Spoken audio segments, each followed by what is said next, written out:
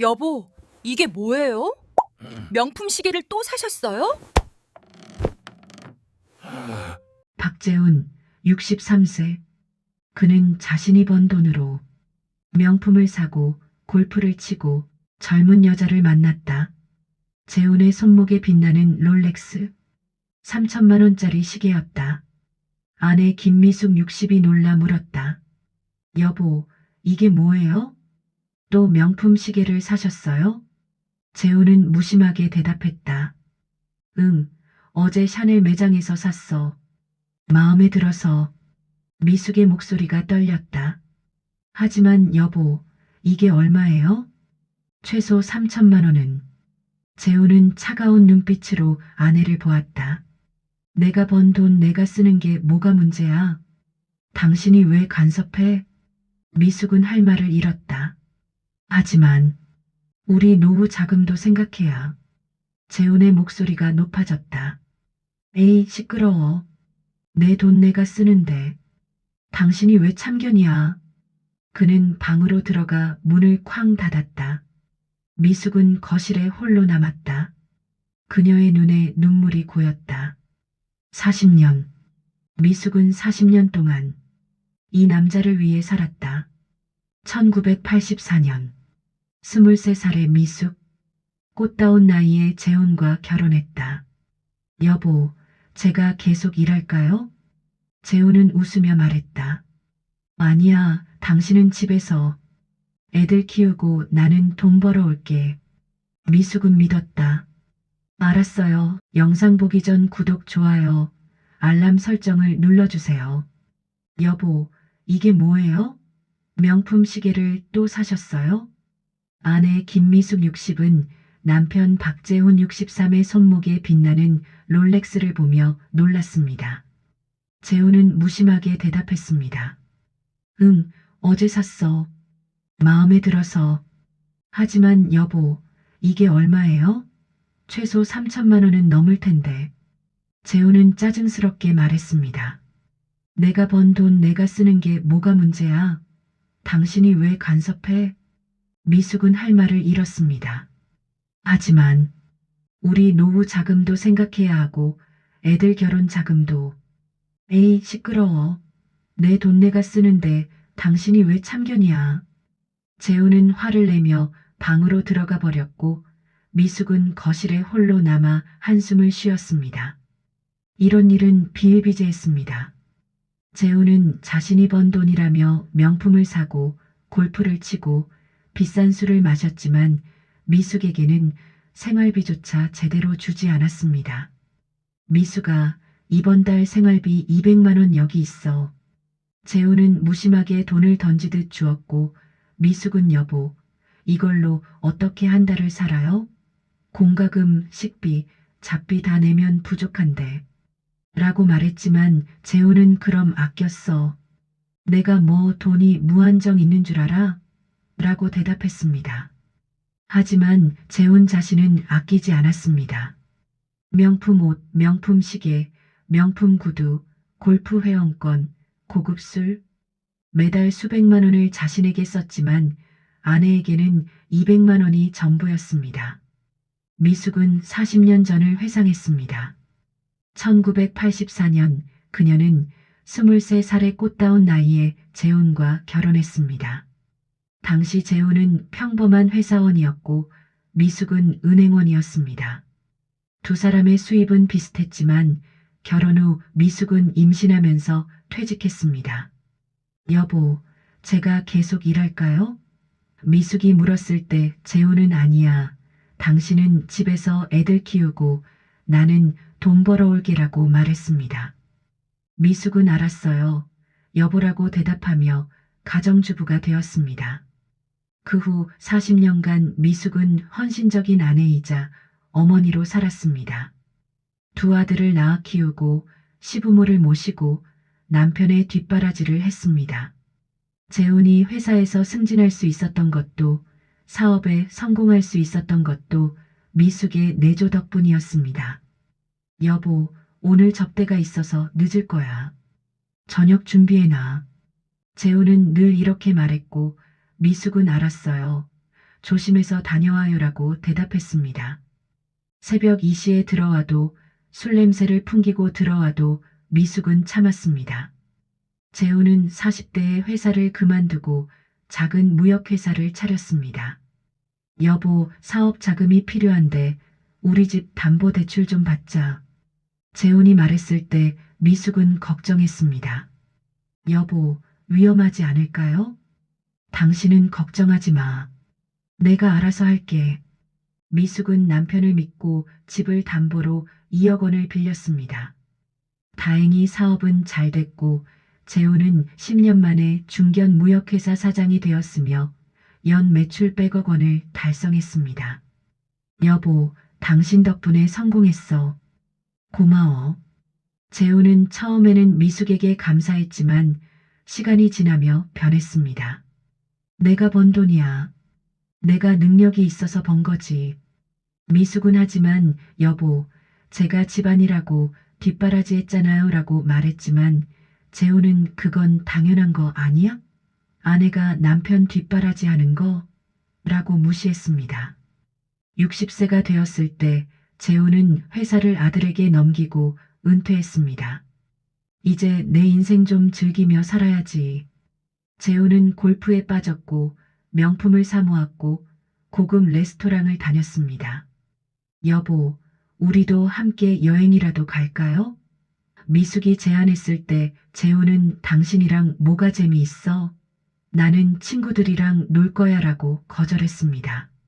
미숙은 저도 40년 동안 집안일만 했는데 라고 말했지만 재훈은 그래서 내가 돈 벌어온 게 더 힘들었어 라고 비교했습니다. 어느 날 미숙은 재훈에게 용기를 내어 말했습니다. 여보, 제 명의로 된 재산이 하나도 없어요. 혹시 나중에 무슨 일 생기면 어떡해요? 재훈은 비웃었습니다. 당신 명예? 왜? 당신이 번 돈 있어? 다 내가 번 돈인데 왜 당신 명의로 해? 하지만 여보, 40년 동안 제가 집안이라고. 집안일? 그게 돈이 돼? 내가 밖에서 뼈 빠지게 일해서 번 돈인데. 미숙은 더 이상 말하지 못했습니다. 재훈의 논리는 명확했습니다. 돈을 번 사람이 주인이다. 집안일은 가치가 없다. 미숙의 하루는 이랬습니다. 아침 6시에 일어나 남편 아침 준비, 청소, 빨래, 점심 준비, 장보기, 저녁 준비. 밤 10시가 되어야 잠들 수 있었습니다. 하지만 재훈은 그게 뭐 힘들어? 나는 회사에서 스트레스 받으며 일했는데 라고 무시했습니다. 재훈의 친구들이 집에 놀러 왔을 때도 미숙은 요리를 하고 서빙을 했습니다. 미숙이 술 좀 더 가져와. 안주 좀 더 만들어줘. 친구들은 하녀처럼 부렸고 재훈은 우리 마누라 요리 잘하지? 라고 자랑했지만 정작 미숙에게는 고맙다는 말 한마디 없었습니다. 어느 날 미숙은 친구를 만났습니다. 친구는 미숙아, 너 남편한테 너무 당하고 사는 거 아니야? 라고 걱정했고 미숙은 괜찮아. 여보가 돈 벌어오잖아 라고 대답했지만 속으로는 나는 정말 가치가 없는 걸까?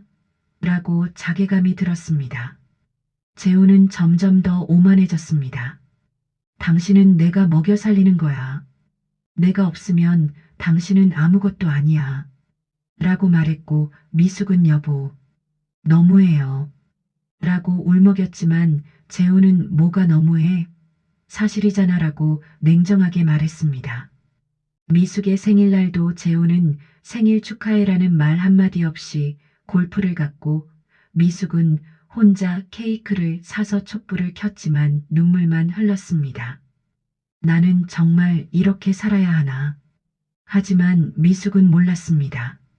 재훈이 더 큰 배신을 저지르고 있다는 것을, 그리고 곧 모든 것이 밝혀질 것이라는 것을. 미숙의 인생이 완전히 바뀔 날이 다가오고 있었습니다. 6개월 후 재훈의 행동은 더욱 이상해졌습니다. 집에 들어오는 시간이 늦어졌고 향수 냄새가 났으며 핸드폰을 숨기기 시작했습니다. 여보, 오늘도 골프해요? 미숙이 물었을 때 재훈은 응, 친구들이랑이라고 짧게 대답했습니다. 하지만 미숙은 이상했습니다. 요즘 너무 자주 골프 가는데 어느 날 재훈이 샤워하러 간 사이 미숙은 재훈의 재킷 주머니를 확인했습니다. 그곳에는 호텔 영수증이 있었습니다. 호텔 디럭스룸 35만 원. 미숙의 손이 떨렸습니다. 여보가 호텔에? 다음날 재훈이 오늘 골프 간다고 말하고 나갔을 때 미숙은 용기를 내어 미행하기로 했습니다. 재훈은 골프장으로 가지 않았습니다. 대신 강남의 한 고급 레스토랑으로 갔고 그곳에서 30대 초반으로 보이는 젊은 여자를 만났습니다. 미숙은 멀리서 지켜보며 숨을 죽였습니다.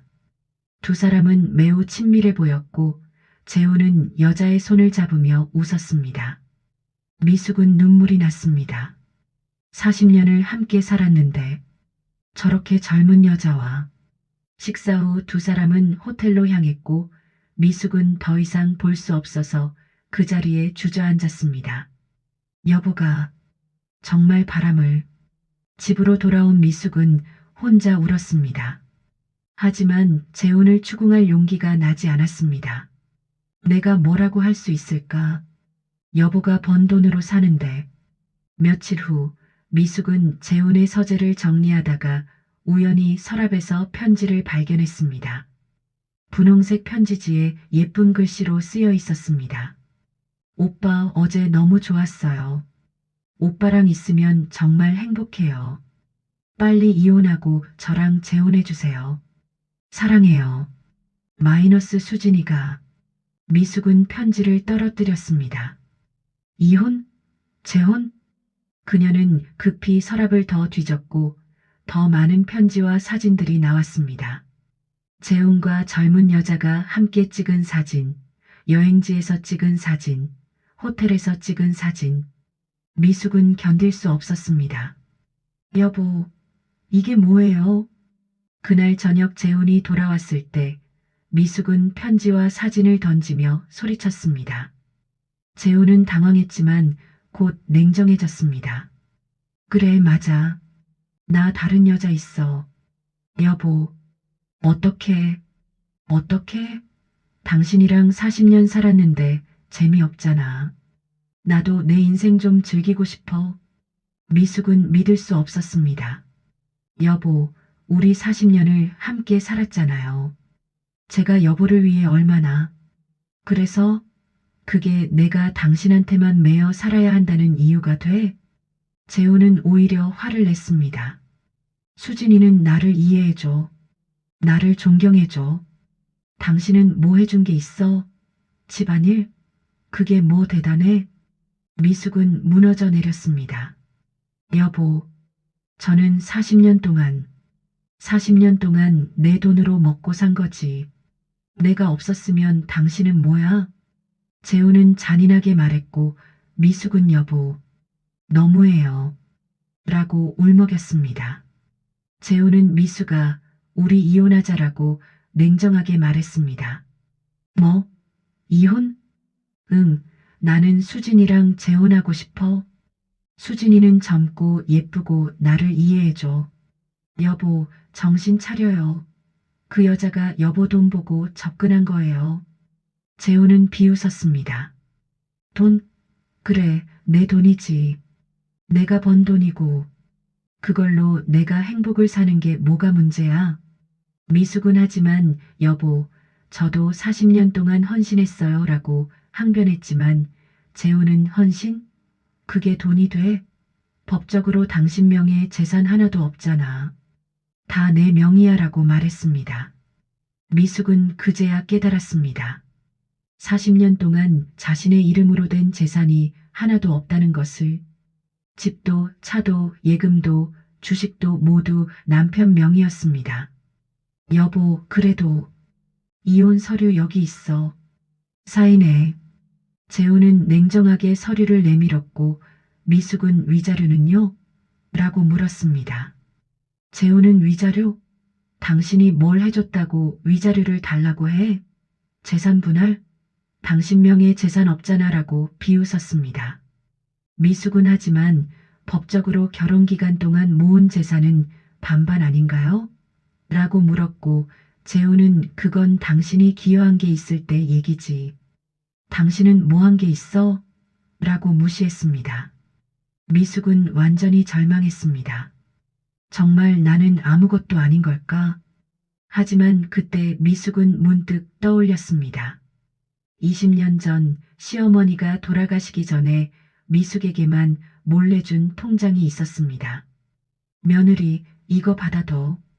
우리 재훈이가 며느리한테 잘못하면 이걸로 독립해. 시어머니는 미숙에게 통장을 주며 아무한테도 말하지 마. 재훈이한테도라고 당부했습니다. 미숙은 어머니, 이게 뭐예요? 라고 물었고 시어머니는 내가 평생 모은 돈이야. 3억 원 있어. 며느리가 가져라고 말했습니다. 미숙는 그 통장을 20년 동안 한 번도 쓰지 않고 숨겨두었습니다. 이제 그걸 꺼낼 때가 온 건가. 그날 밤 미숙은 혼자 결심했습니다. 나도 싸워야 해. 40년을 헌신했는데 이렇게 당할 순 없어. 다음 날 미숙은 조용히 변호사를 찾아갔습니다. 변호사님, 상담 좀 받고 싶습니다. 변호사는 미숙의 이야기를 듣고 고개를 끄덕였습니다. 부인, 재산 분할 청구 가능합니다. 40년 결혼 생활 동안 가사 노동과 내조를 했으니 최소 3,050% 재산 분할 받을 수 있어요. 미숙은 놀랐습니다. 정말요? 네, 그리고 불륜 증거가 있으니 위자료도 청구 가능합니다. 최소 1억 원은 받을 수 있어요. 미숙은 희망을 느꼈습니다. 그럼 제가, 네, 싸우세요. 부인은 충분히 받을 자격이 있습니다. 미숙은 변호사와 계약을 하고 집으로 돌아왔습니다. 재우는 이혼 서류에 사인했어? 라고 물었고 미숙은 아니요, 안 했어요 라고 단호하게 대답했습니다. 뭐? 왜? 여보, 저도 제 권리를 찾을 거예요. 40년 동안 헌신한 대가를 받을 거예요. 재우는 비웃었습니다. 권리? 당신이 무슨 권리가 있어? 재산 분할 청구하고 위자료 청구할 거예요. 재우는 당황했습니다. 뭐? 당신이 감히? 네, 저도 법적으로 권리가 있어요. 변호사님께 확인했어요. 재훈의 얼굴이 굳어졌습니다. 당신, 변호사 만났어? 네, 그리고 이혼 소송 제기할 거예요. 재훈은 화를 냈습니다. 당신이 이기면 뭐 받겠어? 내 재산은 다 내 명이야. 하지만 미숙은 이미 알고 있었습니다. 재산 분할은 명의와 상관없이 결혼 기간 동안 형성된 재산을 나누는 것이라는 것을. 여보, 법정에서 봬요.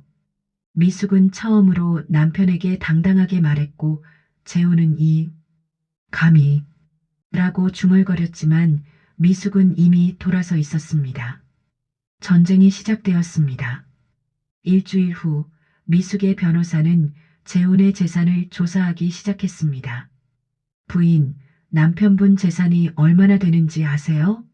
미숙은 잘 모르겠어요. 여보가 저한테 재산 얘기를 안 해서 라고 대답했고 변호사는 괜찮습니다. 법원을 통해 조회하면 됩니다라고 말했습니다. 재산 조회 결과가 나왔고 변호사는 미숙을 불러 설명했습니다.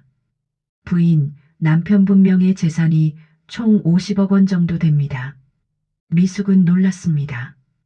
50억? 네, 부동산 30억, 예금 10억, 주식 10억입니다. 재산 분할하면 부인이 최소 15억에서 25억 받을 수 있어요. 미숙은 믿을 수 없었습니다. 여보가 그렇게 많은 돈이 있었어? 하지만 변호사는 이상한 점을 발견했습니다. 그런데 부인, 이상한 게 있습니다. 뭐가요? 부동산 중에 강남 아파트 세 채가 있는데 이게 20년 전에 취득한 거예요. 그때 가격이 각각 5억 원씩이었는데 그게 왜요? 20년 전이면 남편분 수입으로는 15억 원짜리 아파트 세 채를 살 수 없었을 텐데요. 미숙은 생각해 봤습니다. 20년 전, 그때 시어머니가 돌아가셨는데 변호사는 계속 조사했고 충격적인 사실을 발견했습니다. 부인, 이 아파트들이 원래 시어머님 명의였다가 남편분 명의로 바뀐 거예요. 뭐?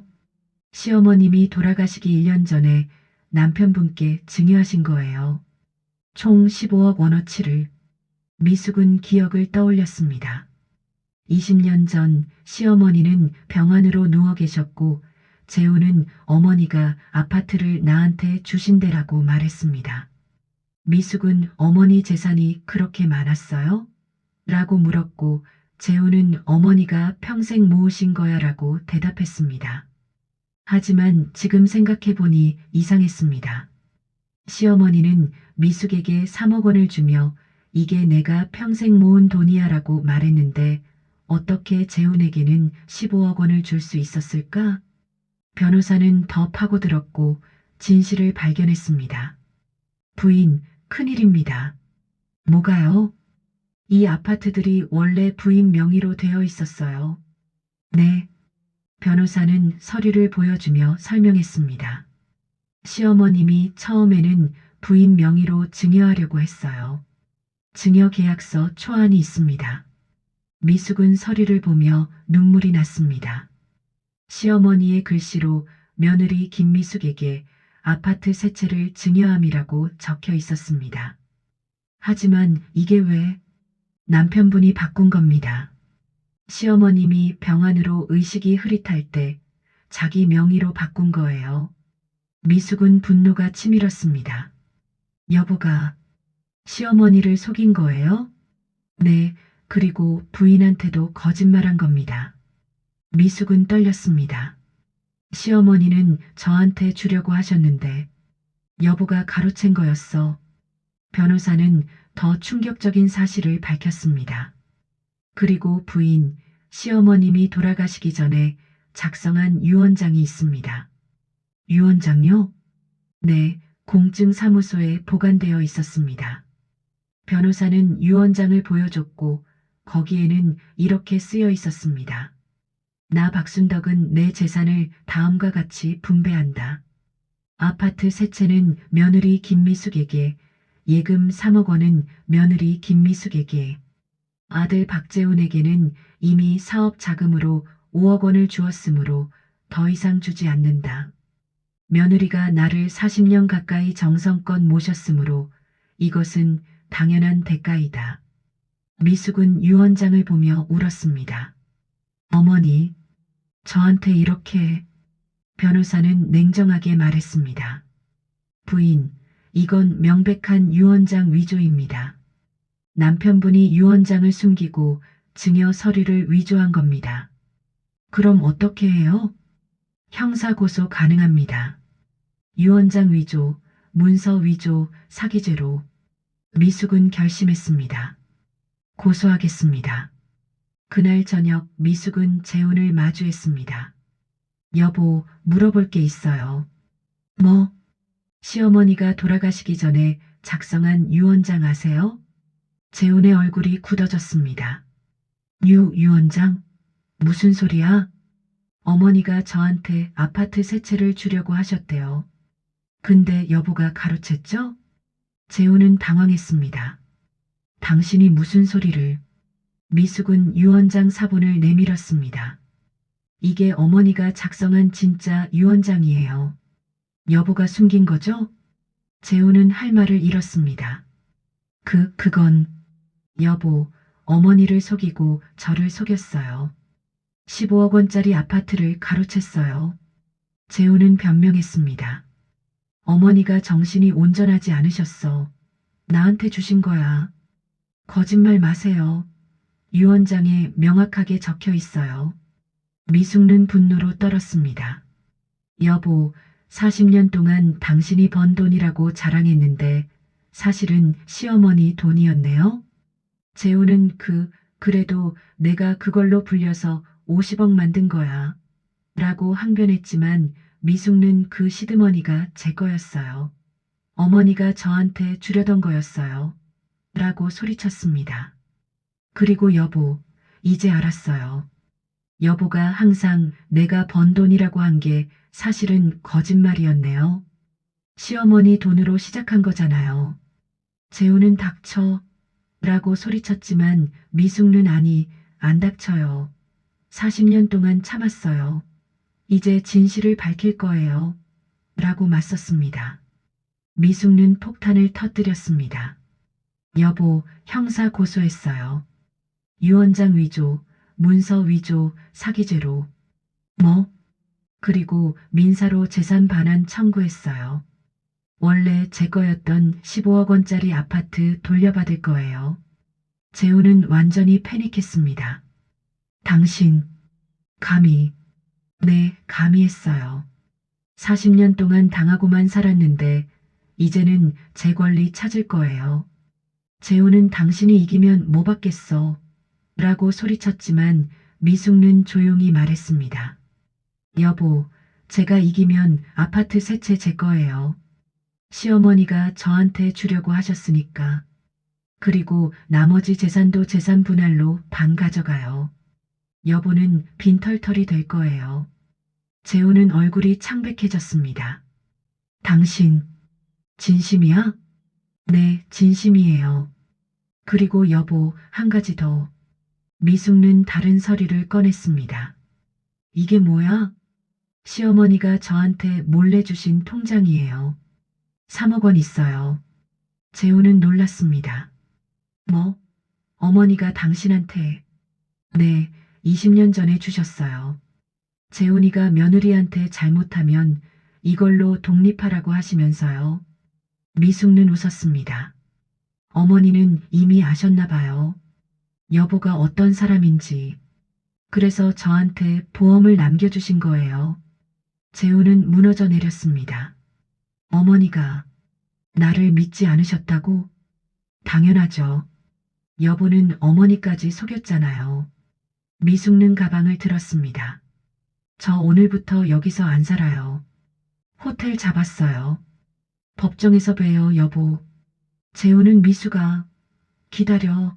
라고 불렀지만 미숙는 뒤돌아보지 않았습니다. 문이 닫히고 재우는 혼자 남았습니다. 그는 거울을 보며 중얼거렸습니다. 내가 뭘 한 거지. 하지만 후회하기에는 이미 너무 늦었습니다. 법의 심판. 일주일 후 재훈은 경찰서에서 조사를 받았습니다. 박재훈 씨 유언장 위조 혐의에 대해 조사받겠습니다. 재훈은 변명했습니다. 위조가 아닙니다. 어머니가 정신이 온전하지 않으셨어요. 하지만 검사는 증거를 제시했습니다. 여기 공증사무소에 보관된 유언장이 있습니다. 그리고 당시 병원 기록을 보면 어머님은 의식이 명료하셨습니다. 재훈은 그건 이라고 말을 더듬었고 검사는 그리고 증여 서류를 보면 필체가 다릅니다. 어머님 필체와 증여 서류 필체가 달라요. 누가 위조한 겁니까? 라고 추궁했습니다. 재훈은 할 말을 잃었습니다. 검사는 계속했습니다. 필적 감정 결과 박재훈 씨가 작성한 것으로 나왔습니다. 어머님 도장도 위조하셨죠? 아닙니다. 증거가 다 있습니다. 유언장 위조, 사문서 위조, 사기죄로 기소하겠습니다. 재훈은 패닉했습니다. 제발, 선처를. 그건 법원에서 결정할 일입니다. 재훈은 구속은 면했지만 재판을 기다려야 했습니다. 그는 변호사를 선임했고 변호사님 어떻게 해야 합니까? 라고 물었습니다. 변호사는 심각하게 말했습니다. 솔직히 말씀드리면 불리합니다. 증거가 너무 명확해요. 유언장 위조는 5년 이하 징역이고 사문서 위조도 추가되면 감옥에 가는 겁니까? 가능성이 높습니다.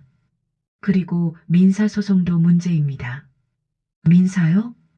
부인이 재산 반환 청구했잖아요. 아파트 세 채 원래 부인 거였으니까 돌려줘야 합니다. 재우는 계산했습니다. 아파트 세 채면 지금 시세로 50억 원인데, 네, 그거 다 돌려줘야 해요. 그리고 재산 분할도 있습니다. 재산 분할까지 변호사는 설명했습니다. 네, 40년 결혼 생활이니까 법원은 최소 3,040% 재산 분할 인정할 겁니다. 남은 재산이 없으니까 재우는 계산했습니다. 총 재산 50억에서 아파트 세 채 현재 가치 50억 반환하면 0원, 거기서 재산 분할까지 하면 제가 빚을 지는 겁니까? 그럴 가능성이 높습니다. 재우는 완전히 무너졌습니다. 이럴 수가. 며칠 후 재훈의 불륜 상대 박수진 32 찾아왔습니다. 오빠, 요즘 왜 연락 안 해? 재훈은 피곤하게 대답했습니다. 수진아, 미안해. 요즘 일이 복잡해서.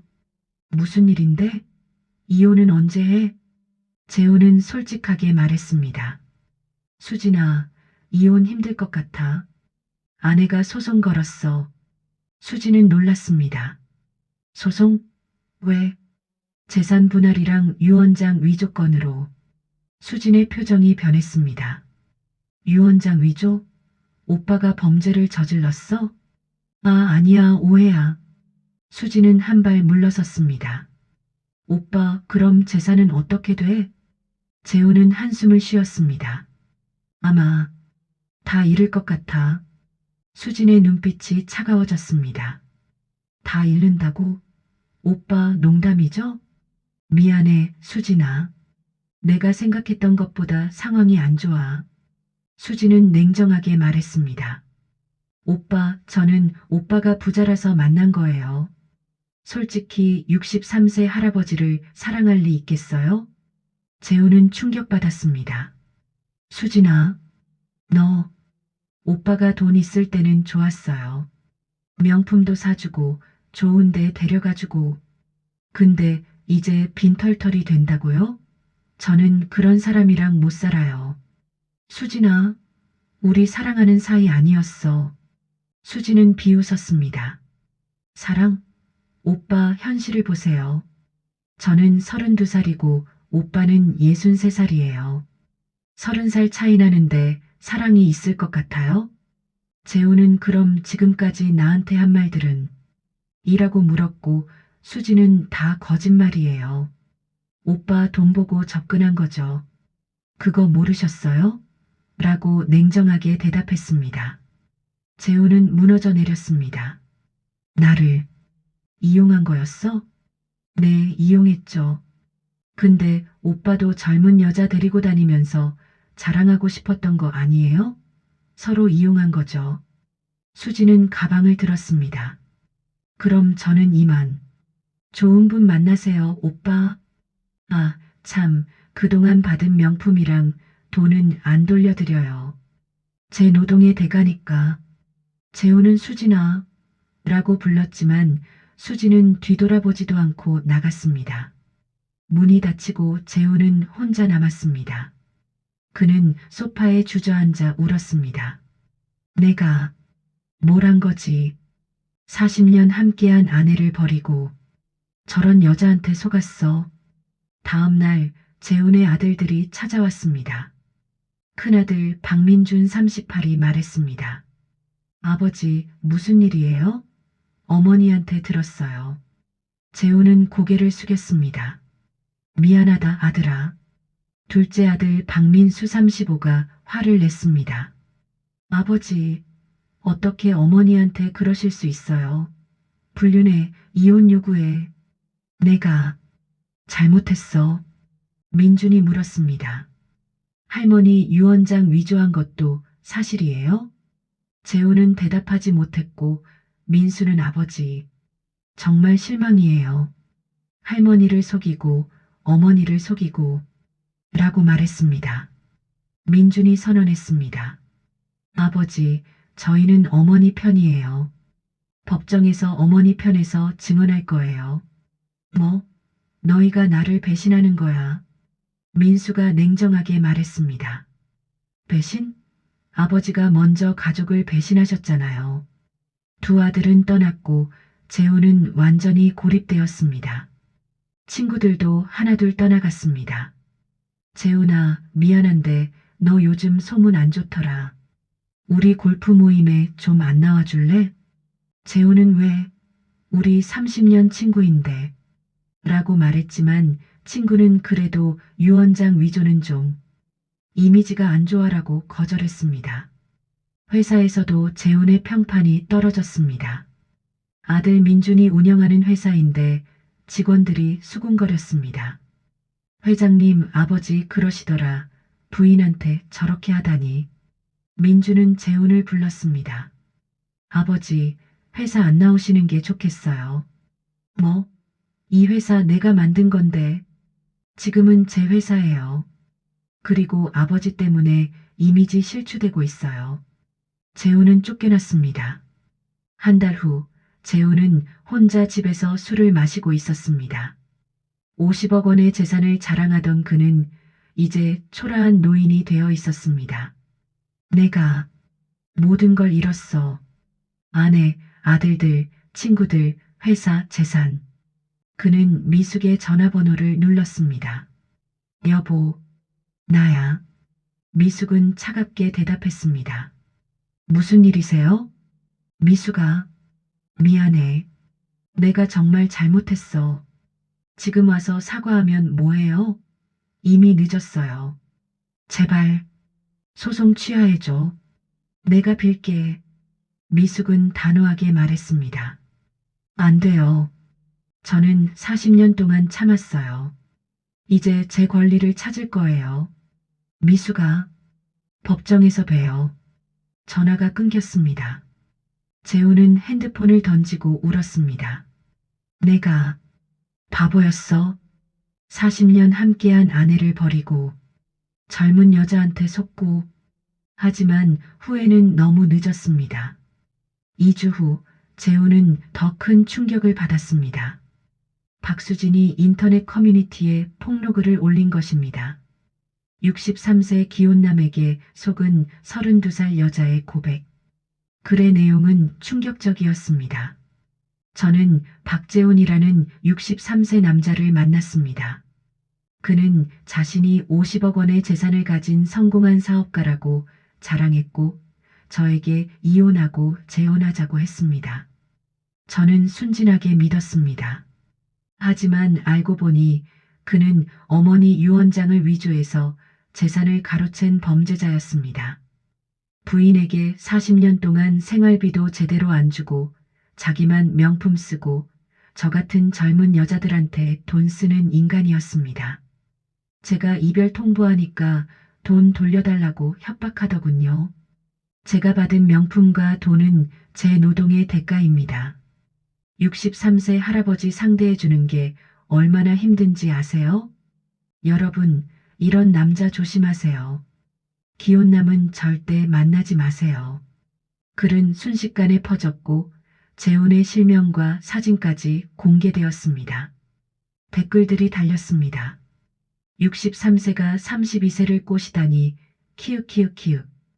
부인 불쌍하다. 40년을. 유원장 위조는 진짜 악질이네. 저 나이에 명품이나 사고. 재훈은 글을 보고 분노했습니다. 그는 수진에게 전화했지만 번호가 바뀌어 있었고 SNS도 차단되어 있었습니다. 더 충격적인 것은 수진이 다른 남자와 약혼했다는 소식이었습니다. SNS에 올라온 사진을 보니 수진은 40대 초반의 잘생긴 남자와 행복하게 웃고 있었고 캡션에는 진짜 사랑을 만났어요라고 적혀 있었습니다. 재훈은 저 여자가 나를 완전히 이용했구나 라고 깨달았습니다. 수진은 재훈에게서 1년 동안 받아낸 명품과 돈이 최소 5억 원이 넘었고 그걸로 자기 사업을 시작했으며 새로운 남자를 만난 것이었습니다. 한편 미숙의 변호사는 추가 증거를 발견했습니다. 부인, 더 큰 문제가 있습니다. 뭐가요? 남편분이 회사 돈을 빼돌렸어요. 뭐라고요? 변호사는 설명했습니다. 아들분이 운영하는 회사가 원래 남편분 회사였잖아요. 그걸 아들에게 넘기기 전에 회사 자금 10억 원을 개인 계좌로 빼돌렸어요. 그럼 횡령이네요? 네, 명백한 횡령입니다. 아들분이 고소하면 형사처벌 받습니다. 미숙은 아들 민준에게 전화했습니다. 민준아, 엄마야. 엄마, 무슨 일이세요? 내 아버지가 회사 돈 10억 원 빼돌렸다는데 사실이야? 민준은 한숨을 쉬었습니다. 네, 엄마. 제가 회계 감사하다가 발견했어요. 아버지가 회사 넘기기 직전에 빼돌리셨어요. 너 고소할 거니? 민주는 잠시 침묵했다가 대답했습니다. 엄마, 저는 고소 안 할게요. 그래도 아버지니까. 하지만 그 돈은 돌려받아야 해요. 그래, 알았어. 미숙는 변호사에게 말했습니다. 그 10억 원도 재산 분할 대상에 포함시켜 주세요. 알겠습니다. 며칠 후 재훈의 집에 법원 집행관이 찾아왔습니다. 박재훈 씨, 재산 가압류 집행하러 왔습니다. 뭐? 부인의 재산 분할 청구 소송 때문에 재산 처분 금지 명령이 내려졌습니다. 집행관은 집안의 명품 시계, 명품 가방, 골프채 등을 모두 목록화했습니다. 이것들도 재산 분할 대상입니다. 처분하시면 안 됩니다. 재훈은 이건 내 거예요. 내가 산 거라고. 라고 항의했지만 집행관은 결혼 기간 중 취득한 재산은 모두 재산 분할 대상입니다라고 대답했습니다. 재훈은 완전히 무너졌습니다. 명품 시계도 명품 옷도 심지어 골프 회원권까지 모두 가압류되었습니다. 그날 밤 재훈은 혼자 소주를 마시며 중얼거렸습니다. 내가 이렇게 될 줄은 몰랐어. 그때 문이 열리고 민준과 민수가 들어왔습니다. 민준이 말했습니다. 아버지, 우리 얘기 좀 해요. 무슨 얘기? 민수가 냉정하게 말했습니다. 아버지, 회사 돈 10억 원 돌려주세요. 그건 민준이 서류를 내밀었습니다. 증거 다 있어요. 아버지가 회사 넘기기 전에 빼돌린 거. 이거 고소하면 횡령죄로 감옥 가요. 재훈은 너희가 아버지를 고소하겠다는 거야? 라고 물었고 민수는 고소는 안 할게요. 대신 돈 돌려주세요라고 대답했습니다. 10억을 어떻게 돌려줘? 나는 지금 민준이 제안했습니다.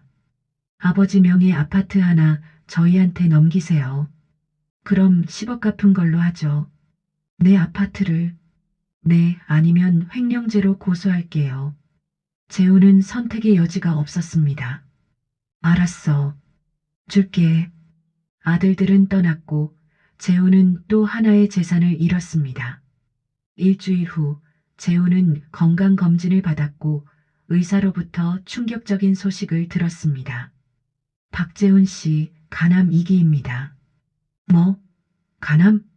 네, 지금 치료 시작하면 완치 가능하지만 치료비가 많이 듭니다. 최소 1억 원은 필요해요. 재훈은 1억 원. 이라고 중얼거렸습니다. 예전 같으면 아무것도 아닌 돈이었지만 지금은 달랐습니다. 재산은 가압류되었고 아들들은 등을 돌렸고 친구들도 떠났습니다. 재훈은 미숙에게 전화했습니다. 여보, 나 간암이래. 미숙은 놀랐습니다. 뭐? 간암? 응. 치료비가 1억 원 필요한데. 도와줄 수 있어? 미숙은 잠시 침묵했습니다. 40년 함께 산 남편이었습니다. 하지만 그는 자신을 배신했고 불륜을 저질렀고 유언장을 위조했습니다. 여보, 미안하지만 안 돼요.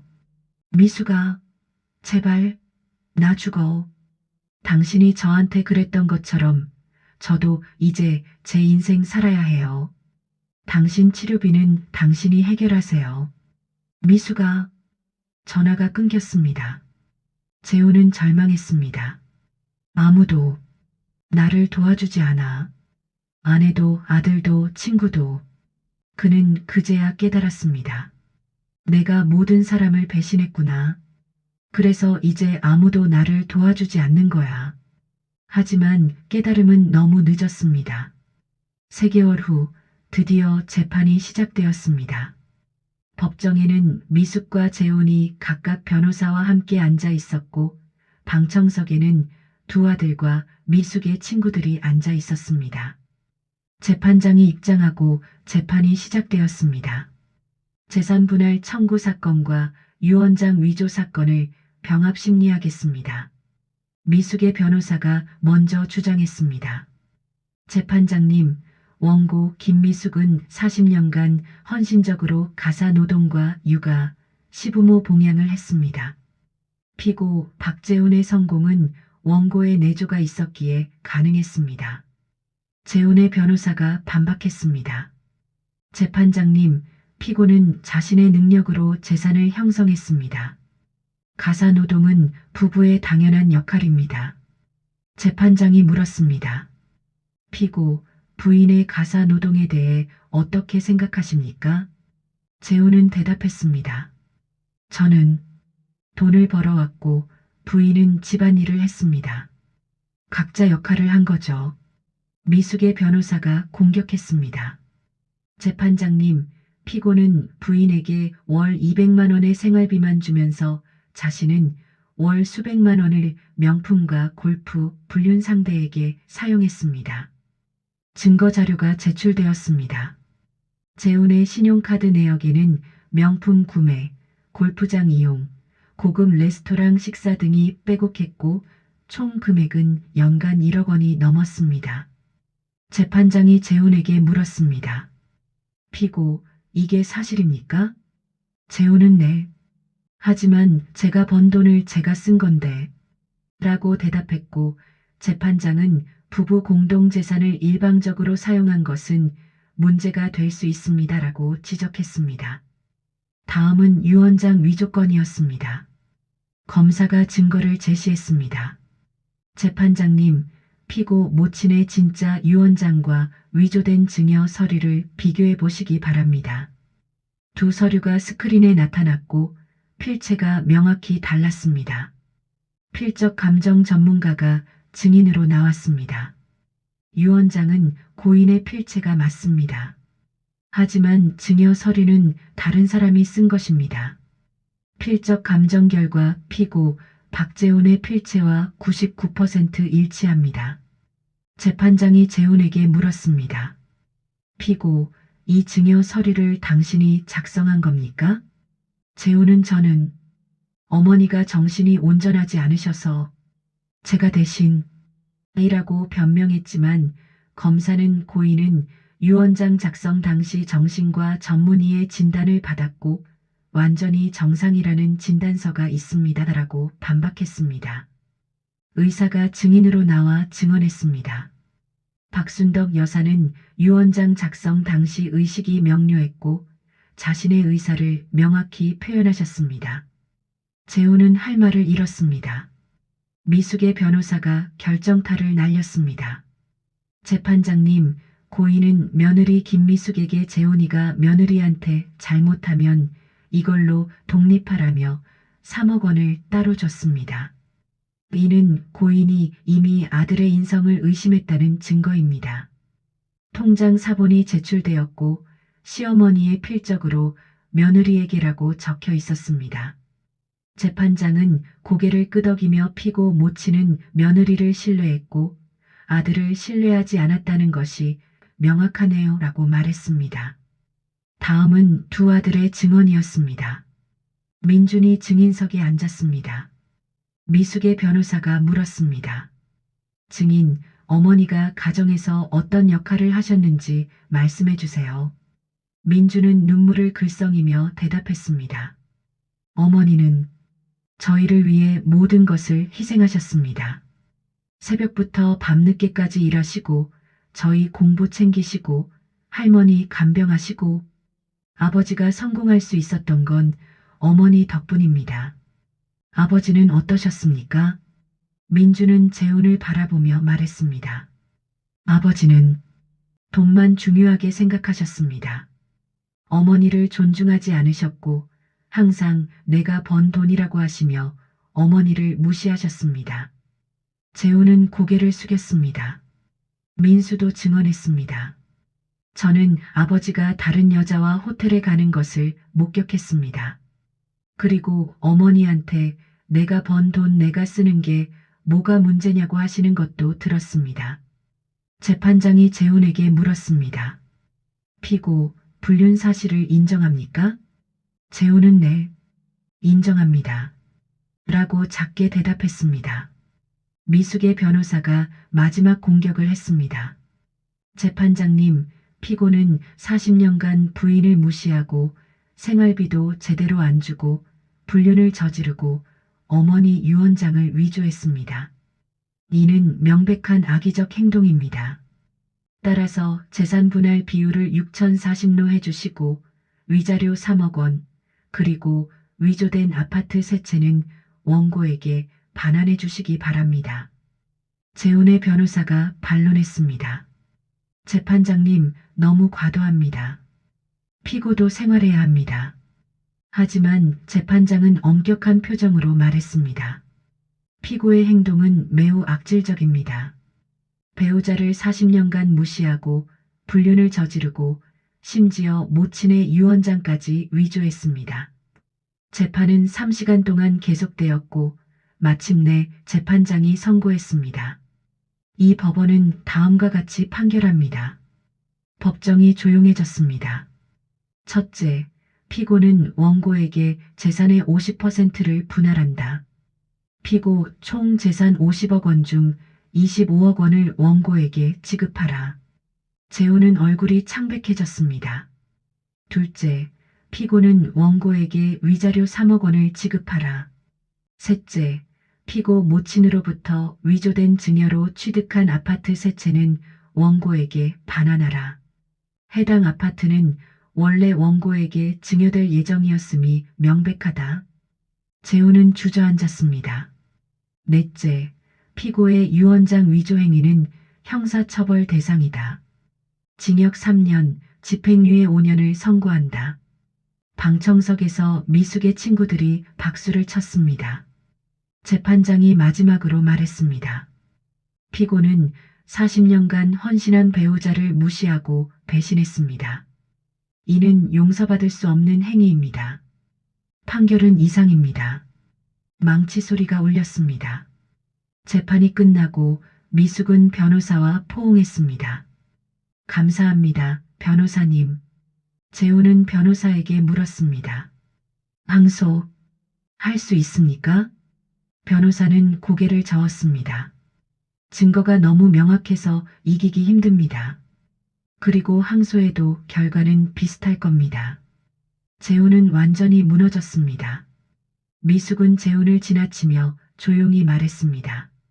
여보, 40년 동안 내가 번 돈이라고 하셨죠? 이제 법이 판결했어요. 우리가 함께 번 돈이었어요. 재훈은 아무 말도 하지 못했습니다. 미숙은 당당히 법정을 나섰습니다. 판결 후 한 달 재훈은 재산을 정리해야 했습니다. 총 재산 50억 원 중 아파트 세 채 30억 원 가치는 미숙에게 반환, 나머지 20억 원 중 50%인 10억 원도 미숙에게, 위자료 3억 원까지 합하면 미숙은 총 43억 원을 받았고 재훈에게는 7억 원만 남았습니다. 하지만 재훈은 아들들에게 빚진 10억 원을 갚아야 했고 간암 치료비 1억 원도 필요했으며 결국 손에 남은 것은 거의 없었습니다. 재훈은 작은 원룸으로 이사했습니다.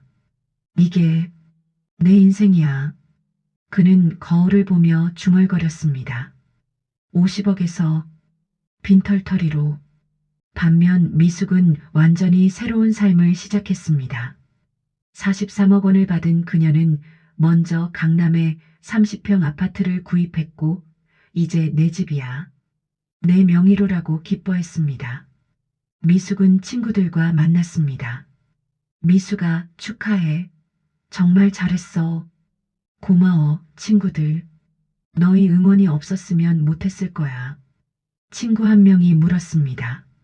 미수가 이제 뭐 할 거야? 미숙은 미소 지으며 대답했습니다. 나 하고 싶었던 거 할 거야. 카페 차릴 거야. 카페? 응, 40년 동안 집에서만 살았잖아. 이제 내가 하고 싶은 일 하면서 살고 싶어. 3개월 후 미숙은 강남에 작은 카페를 오픈했습니다. 이름은 60의 시작이었고 60세에 새로운 인생을 시작한다는 의미였습니다. 카페는 대박이 났습니다. 미숙의 이야기가 알려지며 많은 사람들이 찾아왔고 사장님, 정말 대단하세요. 60세에 새로 시작하시다니 존경합니다. 라는 칭찬을 받았습니다.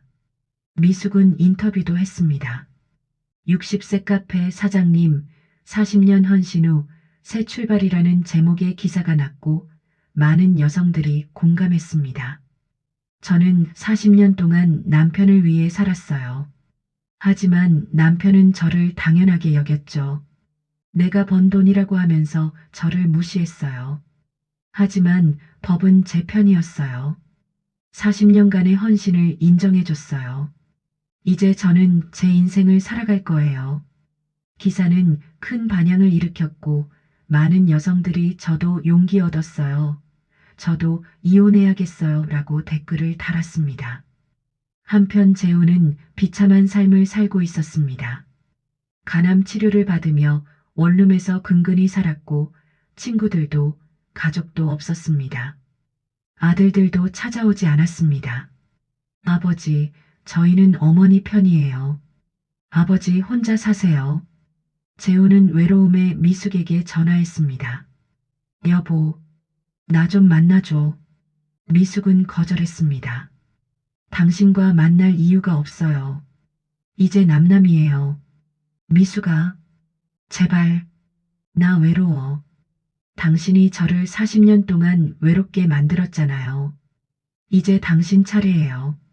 전화가 끊겼습니다. 6개월 후 미숙는 카페를 2호점까지 확장했고 연 매출 5억 원을 달성했습니다. 저도 사업가가 됐어요. 미숙은 자선 사업도 시작했습니다.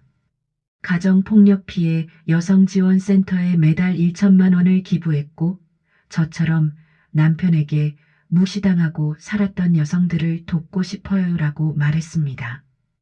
어느 날 카페에 한 남자 손님이 왔습니다. 사장님, 아메리카노 하나 주세요. 미숙은 네, 잠시만요라고 대답하며 커피를 만들었고 남자는 사장님, 혹시 여기 직접 운영하세요? 라고 물었습니다. 네, 제가 오너예요. 남자는 자신을 소개했습니다. 저는 이종수라고 합니다. 62세예요. 근처에서 서점을 운영하고 있어요. 아, 서점 사장님이시구나. 반갑습니다. 두 사람은 자연스럽게 대화를 나누었고 종수도 5년 전에 이혼한 경험이 있었습니다. 저도 아내와 갈라섰어요. 제가 사업 실패해서 아내가 떠났죠. 힘드셨겠어요. 네, 하지만 이제는 괜찮아요. 작은 서점이지만 행복해요. 두 사람은 공감대를 형성했고 자주 만나기 시작했습니다. 3개월 후 종수가 고백했습니다. 미숙 씨, 저랑 사귀실래요?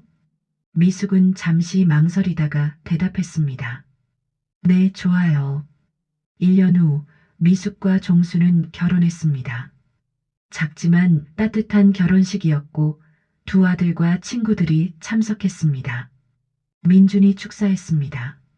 어머니, 평생 남을 위해 사셨는데 이제 행복하세요. 저희도 응원합니다. 미숙은 눈물을 흘리며 말했습니다. 고마워, 아들아. 엄마 정말 행복해. 결혼식 사진을 SNS에 올리자 수많은 축하 댓글이 달렸습니다. 사장님 축하드려요. 60세의 재혼이라니 멋져요. 저도 용기 얻었어요. 한편 재혼은 SNS에서 미숙의 결혼식 사진을 봤습니다. 그는 눈물을 흘리며 중얼거렸습니다. 미숙아, 너 정말 행복해 보인다. 재우는 후회했습니다. 내가 바보였어. 40년을 함께한 아내를 버리고 젊은 여자한테 속고 모든 걸 잃었어. 하지만 후회는 너무 늦었습니다. 5년 후 미숙은 68세가 되었고 종수와 행복하게 살고 있었습니다. 카페는 5호점까지 확장되었고 연 매출 20억 원을 달성했으며 미숙는 성공한 사업가로 인정받았습니다. 여보, 우리 오늘 뭐 먹을까? 종수가 물었고 미숙는 당신이 좋아하는 거 먹어요라고 웃으며 대답했습니다.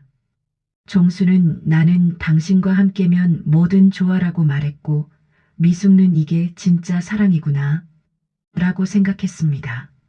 미숙는 자선 사업도 계속했고 5년 동안 총 10억 원을 기부했으며 여성 인권 운동가로도 활동했습니다. 가정에서 무시당하는 여성들 용기 내세요. 법이 여러분을 지켜줍니다. 미숙는 책도 출판했습니다. 60세 내 인생을 되찾다 -40년 헌신 후 찾은 진짜 행복이라는 제목의 책이 베스트셀러가 되었고 미숙 씨 책 읽고 이혼 결심했어요. 저도 용기 얻었어요 라는 독자 후기가 쏟아졌습니다. TV 출연도 했습니다. 68세 카페 체인 사장님의 특별한 이야기라는 프로그램에 나와 자신의 경험을 나눴고 많은 시청자들이 눈물을 흘렸습니다. 저는 40년 동안 내 것이 하나도 없었어요. 집도 차도 통장도 모두 남편 명의였죠. 남편은 내가 번 돈이라며 저를 무시했어요. 하지만 법은 40년간의 제 헌신을 인정해줬어요. 그리고 이제 저는 제 이름으로 된 재산, 제 사업, 제 인생이 있어요. 방송 후 많은 여성들이 미숙에게 연락했습니다. 저도 남편한테 무시당하고 살아요. 어떻게 해야 하죠? 미숙는 무료 법률 상담센터를 열었습니다. 무시당하는 여성들을 위한 법률 지원이라는 이름으로 변호사들과 함께 무료로 상담해 주었고 많은 여성들이 도움을 받았습니다. 미숙의 두 아들도 잘 살고 있었습니다. 민주는 회사를 크게 키웠고 민수도 결혼해서 행복한 가정을 꾸렸습니다. 두 아들은 어머니를 자주 찾아왔고 엄마 항상 존경해요라고 말했습니다. 한편 재우는 68세가 되었고 비참한 삶을 살고 있었습니다. 간암 치료는 성공했지만 홀로 작은 원룸에서 살며 외로운 날들을 보냈습니다. 재우는 가끔 미숙의 카페 앞을 지나갔습니다. 화려한 간판, 많은 손님들, 그리고 행복하게 웃는 미숙의 모습을 멀리서 보며 저게 내가 버린 사람이야 라고 중얼거렸습니다. 어느 날 재우는 용기를 내어 카페에 들어갔습니다. 미숙은 재훈을 보고 잠시 놀랐지만 침착하게 물었습니다. 어서 오세요. 뭐 드릴까요? 재훈은 떨리는 목소리로 말했습니다. 아메리카노. 하나. 미숙은 커피를 만들어 주었고 재훈은 미숙아. 아니 사장님. 잘 지내시죠? 라고 조심스럽게 물었습니다. 미숙는 웃으며 대답했습니다. 네, 정말 잘 지내요. 제 인생에서 가장 행복한 시기예요. 재우는 눈물을 글썽이며 말했습니다. 나는 정말 후회해요. 당신을 버린 거. 미숙는 잠시 침묵하다가 조용히 말했습니다. 그래요. 하지만 이미 끝난 일이에요. 저는 이제 제 인생을 살고 있어요. 미숙아, 다시 시작할 수 없을까? 미숙는 고개를 저었습니다. 안 돼요. 저에게는 이제 새로운 남편이 있고 새로운 인생이 있어요. 당신은 당신 인생을 사세요.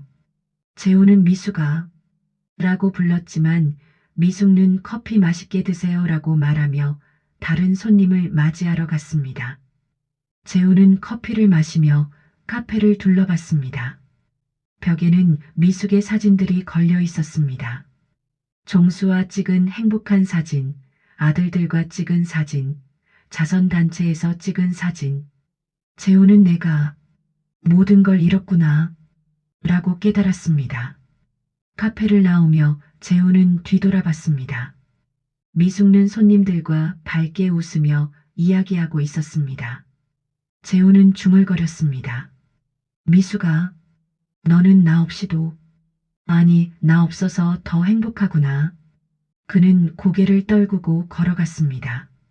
10년 후 미숙는 73세가 되었고 여전히 카페를 운영하며 행복하게 살고 있었습니다. 종수와는 금슬이 좋았고 손주들도 자주 놀러 왔으며 할머니는 정말 멋져요. 라고 말했습니다. 미숙는 자서전도 출판했습니다. 73세, 아직도 꿈꾸는 여자라는 제목으로 많은 노년층 여성들에게 희망을 주었습니다. 어느 날 미숙는 뉴스에서 재훈의 부고를 봤습니다. 전 사업가 박재훈 씨 73세로 별세. 미숙는 잠시 슬펐지만 곧 평온을 되찾았습니다. 고생하셨어요, 여보. 이제 편히 쉬세요. 재훈의 장례식에는 사람이 거의 없었습니다. 두 아들만 와서 조용히 절을 했고 친구도 친척도 없었습니다. 민준이 말했습니다. 아버지, 왜 그렇게 사셨어요? 어머니를 그렇게 대하셔서 결국 혼자 외롭게 가시다니. 재훈의 유언장에는 이렇게 쓰여 있었습니다. 나 박재훈은 내 재산을 아들들에게 남긴다. 하지만 한 가지 부탁이 있다. 너희는 아내를 존중하며 살아라. 내가 저지른 실수를 반복하지 마라. 미숙아, 정말 미안하다. 40년을 함께 살면서 너를 제대로 사랑하지 못했다. 내가 번 돈이라고 하며 너를 무시했다. 하지만 이제 안다. 우리가 함께 번 돈이었다는 것을, 너의 헌신이 없었다면 나는 아무것도 아니었다는 것을 너무 늦게 깨달았다. 용서를 바라지 않는다. 그저 행복하게 살아라. 그게 내 마지막 소원이다. 마이너스 박재훈.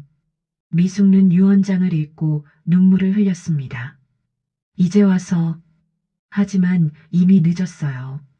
종수가 미숙을 안아주며 말했습니다. 여보, 괜찮아요. 당신은 최선을 다했어요.